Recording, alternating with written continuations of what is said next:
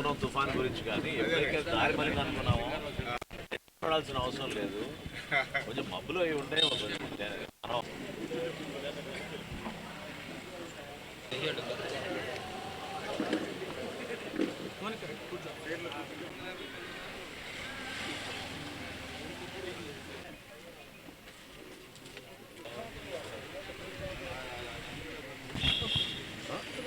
By tomorrow evening I want the whole thing pick.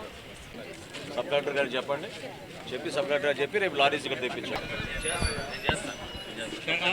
ధాన్యం కొనుగోలు ప్రక్రియ కనీవిని ఎరుగని రీతిలో రాష్ట్ర ప్రభుత్వం గౌరవ ముఖ్యమంత్రి గారి ఆలోచనల మేరకు క్షేత్రస్థాయిలో రైతుని ఎక్కడ కూడా ఇబ్బంది పెట్టకుండా ఉండడానికి కోసం అనేక ప్రయత్నాలు సంస్కరణలు తీసుకొస్తూనే ఉన్నాం.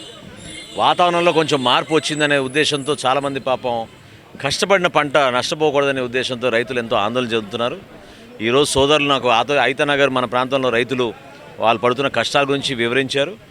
నేను ప్రభుత్వం తరఫున ఇక్కడికి వచ్చి వాళ్ళకి మాట ఇవ్వడం జరిగింది. ఖచ్చితంగా 25% వరకు తేమ శాతం ఉంటే ప్రభుత్వం కొనుగోలు చేస్తుంది, అది మా బాధ్యత. ఇది దయచేసి మీరు దళారులకు కానీ ప్రైవేట్ మిల్లులు కానీ ఎక్కడ మీరు అమ్మబాకండి. మేమే కొనుగోలు చేస్తాం, మేమే మీకు ట్రాన్స్పోర్ట్ ఇస్తాం.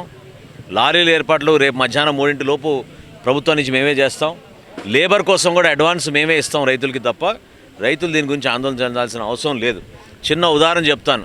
ఈ 10-15 రోజుల నుంచి ధాన్యం కొనుగోలు ఏ స్థాయిలో మేము అద్భుతంగా చేస్తున్నాం రాష్ట్రంలో అంటే ఆదర్శవంతంగా నిలబడాలి, నిజాయితీగా చేయాలనే ఉద్దేశంతో మేము చేస్తున్నాం. 24 గంటల లోపు రైతులకి మేము దాదాపు 2,000 కోట్ల రూపాయలు చెల్లించాం ఈరోజు వరకు.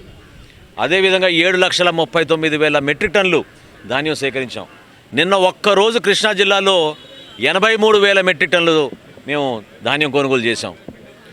శ్రీకాకుళంలో గత సంవత్సరంతో పోల్చుకుంటే శ్రీకాకుళంలో గత సంవత్సరం ఇదే రోజున డిసెంబర్ 1వ తారీఖున ఆ ప్రభుత్వం 20 మెట్రిక్ టన్నులు కొనుగోలు చేసింది. కూటమి ప్రభుత్వం 22,000 మెట్రిక్ టన్నులు కొనుగోలు చేసింది. ఆ విధంగా క్షేత్రస్థాయిలో అధికార యంత్రాంగాన్ని ప్రభుత్వంలో ఉన్న మా విధానాల్ని రైతులు ఎక్కడ నష్టపోకుండా ఉండడానికి కోసం ఒక భరోసా ఇస్తూ మేము ముందుకెళ్తున్నాం. దయచేసి మీరు ప్రభుత్వానికి మీరు అమ్మండి.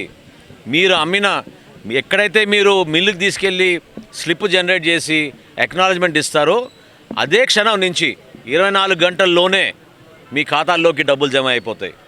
చాలామంది రైతులు ఆశ్చర్యపోతున్నారు, 2 గంటలు 3 గంటల్లోనే వాళ్ళ ఖాతాల్లో జమ చేస్తున్నామని. ఆ విధంగా మేము పనిచేసుకుంటూ ముందుకెళ్తున్నాం. ఎవ్వరికి ఇబ్బంది లేకుండా ప్రత్యేకంగా మన రైతాంగానికి మన నియోజకవర్గంలో మన జిల్లాలో మన ప్రాంతంలో ఎవ్వరు కూడా ఇబ్బంది పడకుండా 24 గంటలు మేము అందుబాటులో ఉంటాం. మీకు అటువంటి సమస్య ఉన్నా మీరు చెప్పండి.